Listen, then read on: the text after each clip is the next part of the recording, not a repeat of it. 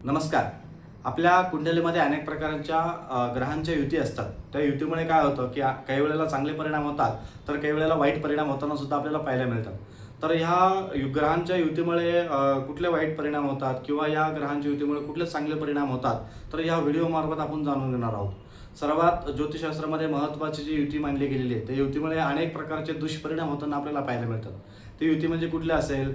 गुरु जो म्हणजे बृहस्पती, जो गुरु आहे तो देवांचा गुरु किंवा सर्वांचा गुरु मानला गेलेला आहे. बृहस्पती ग्रहांसोबत जर कुठल्याही कुंडलीच्या 12 स्थानावरती कुठल्याही एका स्थानावरती जर गुरुसोबत राहू असेल किंवा गुरुसोबत केतू असेल, तर त्याची चांडाळ योग असं त्या युतीला मानल्या गेलेलं आहे. ज्योतिषशास्त्रामध्ये या युतीला सर्वात जास्त महत्त्व दिले गेलेले आहे. कारण की या युतीमुळे अनेक प्रकारचे दुष्परिणाम आपल्या जीवनावरती होताना आपल्याला पाहायला मिळतात.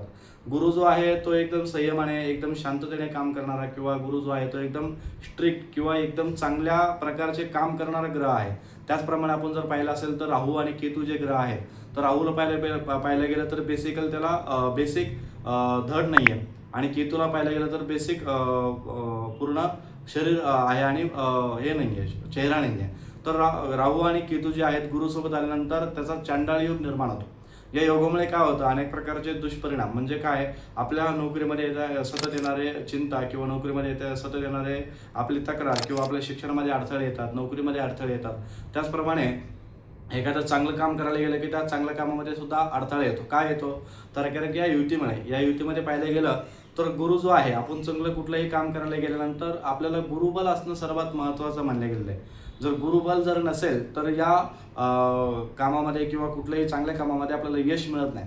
म्हणून गुरुबल सर्वात महत्त्वाचं असतं. जर आपल्या पत्रिकेमध्ये किंवा आपल्या जन्मकुंडलीमध्ये गुरु आणि राहूचं जर योग असेल किंवा गुरु राहू आणि केतू यांचं जर युती असेल, तर या युतीमुळे नक्कीच त्रास होताना आपल्याला पाहायला मिळतं. तर या त्रासामुळे अनेक प्रकारचे दुष्परिणाम आपल्या शरीरावरती किंवा आपल्या रोजच्या जीवनावरती सुद्धा खूप वाईट परिणाम या ग्रहयुतीमुळे होतात. तर या युतीचं निवारण कसं आपण करू शकतो? तर गरिबांना अन्न दान करून किंवा महादेवाची उपासना करून किंवा गुरु आणि राहू किंवा गुरु आणि केतू जर योग असेल तर या योगाची जप करून, या योगाचे शांतिकर्म करून या योगाचं निवारण करू आपण शकतो. हा जर योग आता फक्त कुंडलीमध्ये युती असेल तरच होतो का? तर नाही. या कुंडलीमध्ये समजा एखाद्या वेळेस काय होतं की गुरुची महादशा चालू आहे आणि गुरुच्या महादशा म्हणजे बृहस्पतीची महादशा चालू आहे आणि त्या बृहस्पतीच्या महादशेमध्ये राहूची अंतर्दशा आहे किंवा राहूची महादशा आहे आणि गुरुची अंतर्दशा आहे. तर अशा वेळेस सुद्धा काय होतं की याचा चांडाळ योगच निर्माण होतो. कारण की तो त्या काळापर्यंत समजा 1 वर्ष असेल, 2 वर्ष असेल, त्या काळापर्यंत हा चांडाळ योग निर्माण होतो आणि त्या 1-2 वर्षामध्ये खूप वाईट परिणाम आपल्या जीवनावरती आपल्याला पाहायला मिळतात. हा योग निवारण करण्यासाठी आपण सांगितले ते उपाय करावे.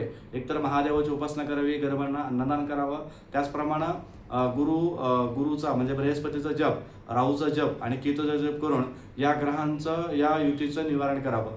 आणि जर तुम्हाला हा व्हिडिओ आवडला असेल तर नक्कीच या व्हिडिओला लाईक करा, चॅनलला सबस्क्राईब करा आणि बेल आयकॉनला क्लिक करा. धन्यवाद.